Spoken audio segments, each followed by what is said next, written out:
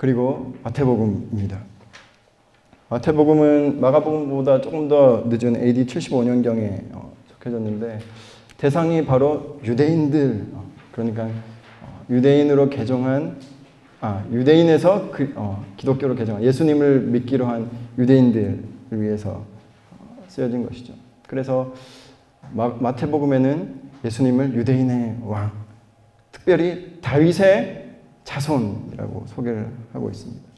그래서 복음서들 중에서 가장 유대적인 성향이 강한, 오늘날 저희들이 읽어도 구약에 대한 이해가, 그리고 유대 문화에 대한 이해가 없으면 사실은 마태복음은 쉽게 잘 읽혀지지 않는 그런, 읽혀지더라도 이렇게 마태가 의도했던 그런 의도들을 이렇게 잘 캐치가 되지 않는 그런 복음서이기도 합니다. 그 첫 번째 뷰포인트를 좀 봤으면 좋겠는데요. 바로 마태복음 첫 번째 장을 딱 펼치면 나오는 족보입니다. 웬 생뚱맞은 족보가 읽어도 이거 무슨 도대체 왜 여기 족보가 있는지 모르겠는 이 족보를 우리는 한번 이렇게 한번 짚고 넘어가야 합니다. 이 족보의 처음에 시작이 어떻게 시작이 됩니까? 바로 아브라함과 다윗의 자손 예수 그리스도의 계시라, 이렇게 계보라, 이렇게 시작이 됐는데, 당시에 유대인들에게는 이 마태복음의 첫 줄이 어떤 느낌이었을까요? 저 여러분에게는 어떤 느낌입니까? 아, 그렇구나. 그런데 유대인들은요, 그들은 알았거든요. 그 얼마 전 그들이 이미 살아생전에 경험했던 사건들이었습니다. 예수님께서 온 유대 땅을 누비시면서 이적을 행하시고 정말 유대 땅을 발칵 뒤집어 놓으셨던 그 예수님, 오늘날이야 어떤 한 사람의 뒷조사하려면 뭐 네티즌 수사돼서 이렇게 쳐보면 다 이렇게 나오지만 그 당시에 그런 방법이 없었겠죠. 그저 저 예수라는 사람이 있었다, 그 사람이 그런 일들을 행했다, 도대체 그가 누구야, 십자가에서 죽었다는데 그리고 부활했다는데 도대체 그는 누구야 라는 그런 궁금증들이 유대인들 사이에는 있었다고요. 그리고 그들을 아들이라고 해도 알고 있었어요. 부모님들이 얘기해줘서. 너무 유명한 사건이었기 때문에. 그런데 마태복음 1장 1절에서 딱 이렇게 시작하는 겁니다. 아브라함과 다윗의 자손 예수 그리스도의 계보라. 눈이 휘둥그레지는 거죠. 와, 그래? 그분이 다윗의 혈통이었어. 회사 직장에서 김대리 회장님 아들이었어? 이 얘기인 거예요. 네, 이 얘기를 하고 있는 거예요. 눈이 동그래져서 그러면 밑에 족보를 읽겠습니까? 안 읽겠습니까? 한번 읽어보자. 그래, 읽어가는 거죠. 누가 누굴 낳고. 유대인들에게는 근데 이게 굉장히 잘 아는 족보입니다. 태정태 뭡니까? 세. 한국인들은 다 알아요. 네, 여기 이게 틀리겠으면 다 압니다. 태정태세 문단세. 그 다음은 잘 몰라도 여기까지는 다 잘 알아요. 유대인들에게 이 족보는 그런 족보였습니다. 너무 잘 아는 족보. 그래서 친숙하게 쭉 읽어가는 것이죠. 근데 이상한 점이 있어요. 거기 보면 사실은 마태복음 1장에 그 족보가 42대라고 나와 있는데 혹시 그 누가복음의 족보와 비교해 보신 분이 안 계시겠죠. 비교해 보면 중간에 빠진 사람들이 있습니다. 그리고 열왕기상하 이렇게 보면 중간에 빠진 사람이 있어요. 우리는 읽어봐도 누가 빠졌는지 잘 모르지만 유대인들은 딱 알아요. 여기 보면 요람과 우시야 사이에, 그러니까 1장 8절에 요람은 우시야를 낳고, 유대인들에게는 이런 느낌입니다. 태정태 문단세 이런 느낌인 거예요. 여기에 아하시아 요아스 아마시아 빠졌는데 그리고 쭉 읽다가 요시야와 그 요시야 여고냐 사이에 또 빠졌는데 요하난, 여호야김, 시드기야, 살룸, 이 사람들 어디 갔어? 이 사람들 아는 거예요. 그리고 그 뒤에는 조금 그들에게도 조금 익숙하지 않은 계보일지 모르지만 아비웃과 엘리야김 사이에도 두 명이 빠져 있습니다. 이게 뭐야? 여러분, 누구나 다 아는 사실을 다르게 말하면 우리는 그 다르게 말하는 걸 어떻게 받아들일까요? 뭔가 의도가 있구나. 그렇지 않습니까? 엄마, 아빠가 이렇게 애한테 아빠가 얘기하는데 엄마가 너무 잘하는 이야기를 내용을 아빠가 다르게 애한테 설명하는 거예요. 그러면 저 아빠가 거짓말하고 있네 이게 아니라 아빠가 뭐가 뜻이 있나 보다. 그럼 도대체 왜 저렇게 말할까? 이렇게 유대인들이 이렇게 생각하는 겁니다. 그래서 보면 마태복음 1장 17절을 보면 이렇게 되어 있습니다. 그런즉 모든 대수가 아브라함부터 다윗까지 연례되어 다윗부터 바벨론으로 사로잡혀 갈 때까지 연례되어 바벨론으로 사로잡혀 간 후부터 그리스도까지 연례되더라. 요때 유대인들은 무릎을 탁 치는 거예요. 우리는 멍하죠. 네. 뭐냐면 왜 이렇게 다르게 말했는지 여기 딱서 드러나는 겁니다. 그거는 그들이 쓰는 히브리어를 좀 알아야 합니다. 제가 히브리어를 가져왔는데 다 보실 필요는 없고 우리는 아라비아 숫자와 이제 이렇게 우리의 자음 모음을 따로 쓰지만 히브리 그 글자에는 숫자가가 있습니다.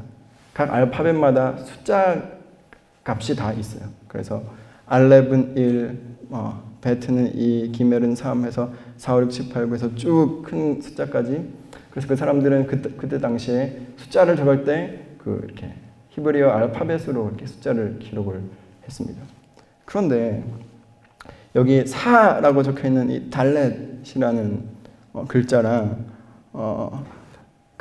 6, 그러니까 14를 적기 위해서는 달렛 그리고 바브라고 하는 와우라고 하는 글자와 더하면 4 플러스 6 하면 10이 됩니다. 거기다가 몇을 더하면 4가 되나요?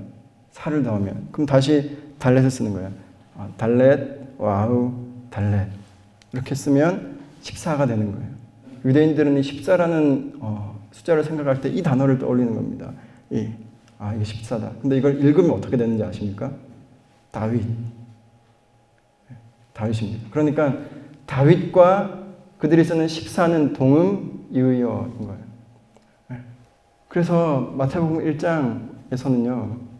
처음부터 그냥 호접정리를 확실하게 하고 가는 겁니다.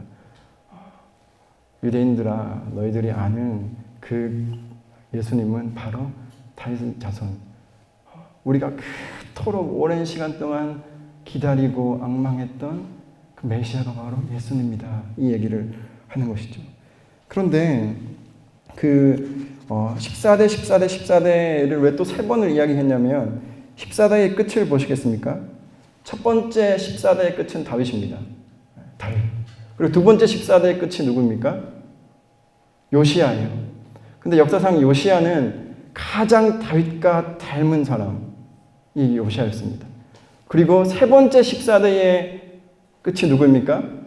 예수님. 이제 확실하게 오는 거죠. 유대인들이 이 족보를 읽을 때 어떤 느낌이 왔겠구나. 예수님이 메시아구나. 사실 1장에서 이미 정리가 다 끝난 겁니다.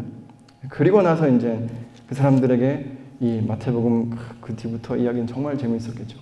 이분이 이런 분이셨어.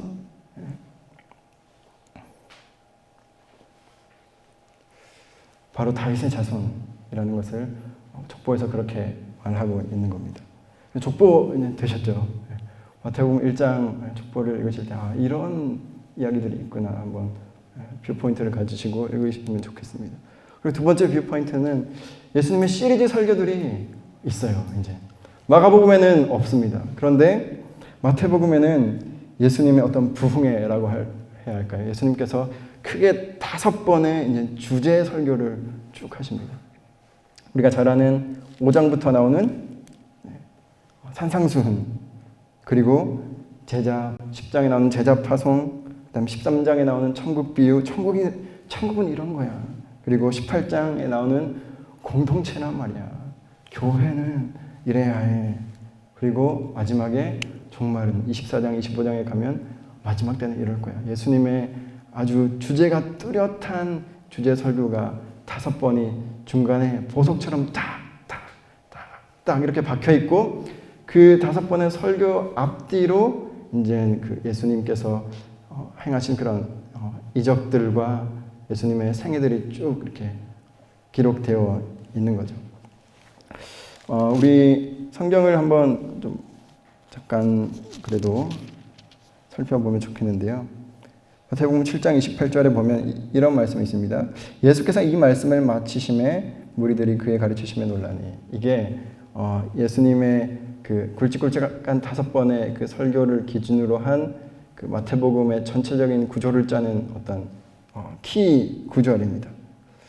11장 1절에도 똑같은 말씀이 나옵니다. 예수께서 12 제자에게 명하기를 마치시고 또 이제 삶으로 내려가셔서 또 이제 삶을 사시는 거예요. 네, 13장 53절에도 보면 예수께서 이 모든 비유를 마치신 후에 계속 동일한 구절들이 쭉쭉 등장하면서 하나의 어떤 일단락을 짓습니다. 그리고 나서 또 예수님은 삶으로 돌아가셔서 또 삶을 사십니다. 그리고 그 다음에 19장 1절에도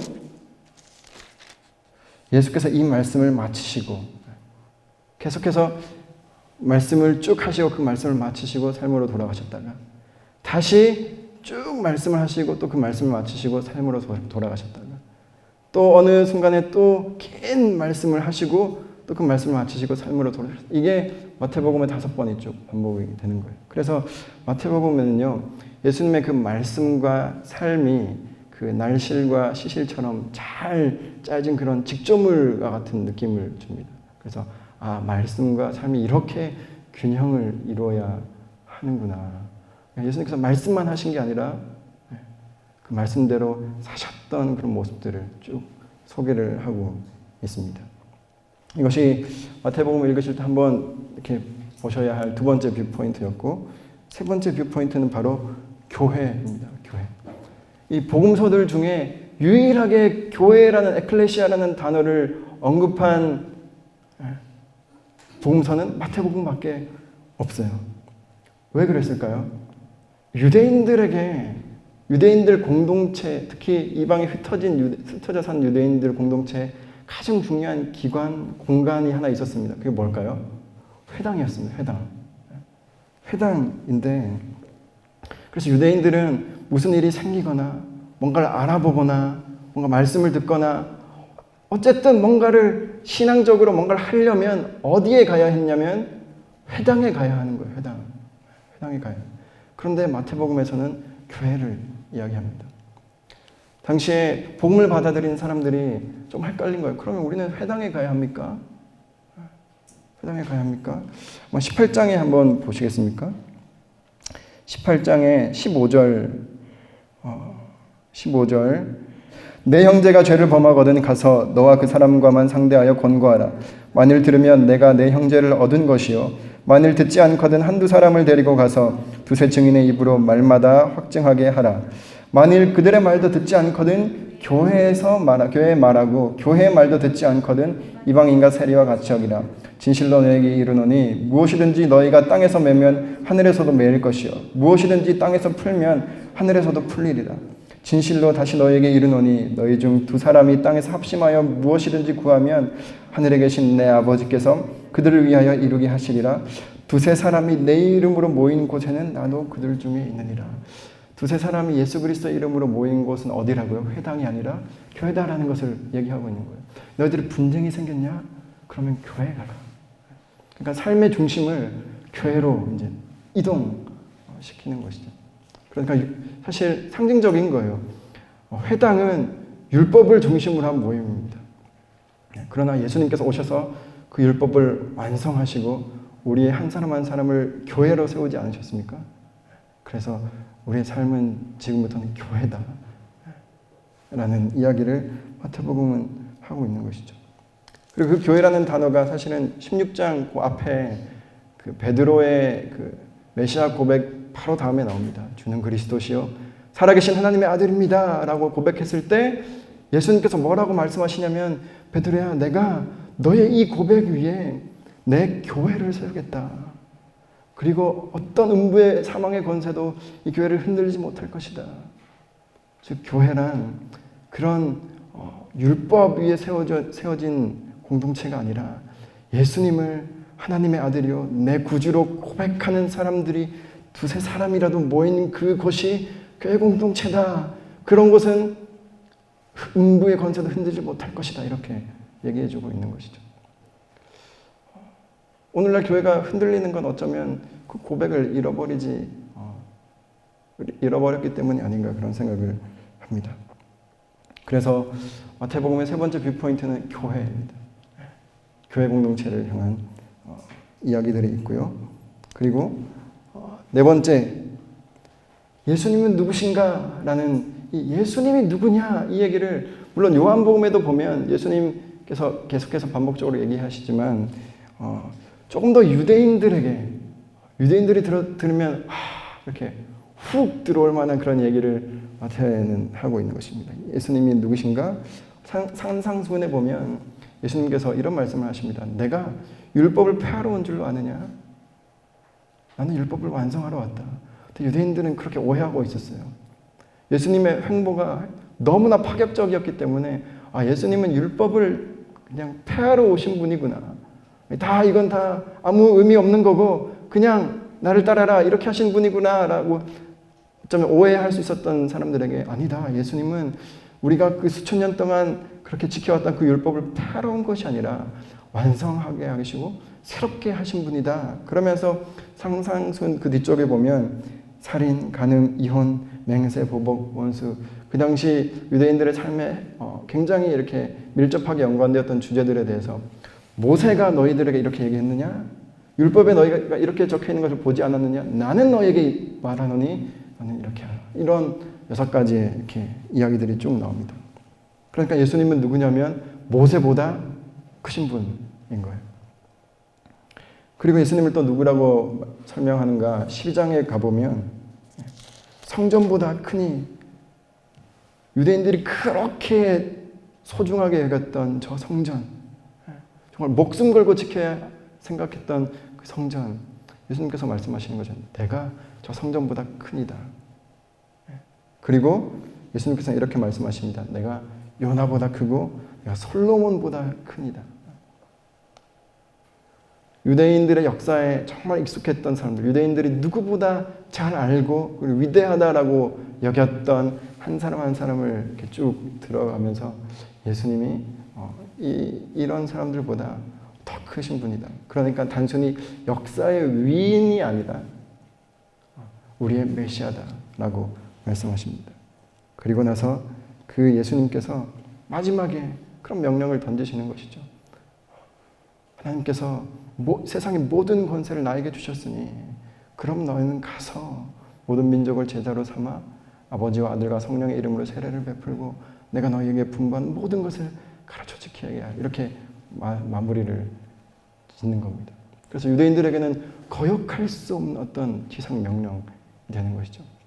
내가 유대인이지만 그동안 하나님은 우리 민족을 위한 하나님으로만 내가 알아왔지만 이 하나님을 전해야 되겠다. 그리고 사실 마태도 그런 이유에서 그렇게 마태복음을 써서 전했던 것입니다. 이렇게 해서 저희가 마태복음, 마가복음과 마태복음에 대해서 몇 가지 특징적인 뷰포인트를 좀 살펴보면서 함께 알아봤습니다. 앞으로도 내용을 전부 다 사실 다루기에는 참 쉽지가 않아서 특징적인 뷰포인트, 어디에 어느 구조를 좀 이렇게 보면 그 책이 좀 이렇게 잘 이렇게 보일까 이런 것들을 조망하면서 신약 성경을 좀 살펴보려고 합니다. 시간이 이렇게 많이 지났네요. 그렇지만 우리 짧게라도 한번 오늘 들은 내용을 가지고 잠깐 우리 삶을 좀 적용해보고 나누는 시간을 잠시 갖고 10분 정도 갖고 이렇게 마무리를 해보도록 하겠습니다. 나눔 질문은 이렇습니다. 함께 같이 읽어보시겠습니까? 시작! 성경적으로 전도, 선교한다는 것은 무엇인가요? 나는 어떤 언어로 복음을 말하고 있습니까? 성경적으로 사실 요즘에 저희들이 굉장히 전도적이고 선교적 상황에 많이 놓여 있고 그리고 그리스도인이지만 또 어떤 그리스도인이 전도하고 선교하는 것을 보기도 하고 또 우리도 나의 사랑하는 누군가에게 또 사실 전도하려고 그렇게 삽니다. 그러면서 뭐가 성경적으로 전도하는 걸까? 하나님 기뻐하시는 전도 방법일까? 저도 이 복음서 강의를 쭉 준비하면서 성경이 적혀져 있는 방식처럼 나도 복음을 그렇게 말해야 하지 않을까. 그런 의미에서 참 어쩌면 이 교회가 너무 익숙한 목회자에게 성경적으로 전도하는 게 정말 어려워진 것 같다는 그런 생각을 저는 했습니다. 아까 이렇게 뭐 교회 용어 이런 얘기를 여기서 좀 잠깐 하신 것 같은데, 저는 마가가 율법이란 단어를 한 번도 사용하지 않고 복음을 전한 게 너무 저는 놀라워요. 저는 하나님을 전할 때 교회에 익숙한 용어를 사용하지 않고 그에게 그 사람의 언어로 이 진리를 전할 수 있을까? 물음표를 퀘스천을 던졌을 때 훈련해야 되겠다 이런 생각들이 많이 듭니다. 성경에 보면 아가서가 있는데요. 아가서에는 하나님이란 단어가 단 한 번도 나오지 않는 책입니다. 근데 하나님의 사랑을 그만큼 강렬하게 얘기하고 있는 책이 없는 것처럼 누군가에게 그들의 언어와 그들의 상식과 그들의 논리로 우리의 진리를 이야기하는 게 성경의 기록에 복음서를 기록한 그 사람들이 했던 그 방식이 아닌가 그런 생각을 하며 또 이 강의를 마무리하고자 합니다. 오늘 또 돌아가셔서 또 내일 눈을 뜨면 직장에 가서 많은 사람들을 만날 텐데 그들이 사용하는 단어와 또 그들이 어느 맥락 속에 살아가는지 그들이 어떤 상식을 가지고 살아가는지를 눈여겨보다 보면 우리의 진리와 접점을 찾을 수 있는 그런 지혜를 하나님께서 주시지 않을까 그런 소망을 가지고 옵니다.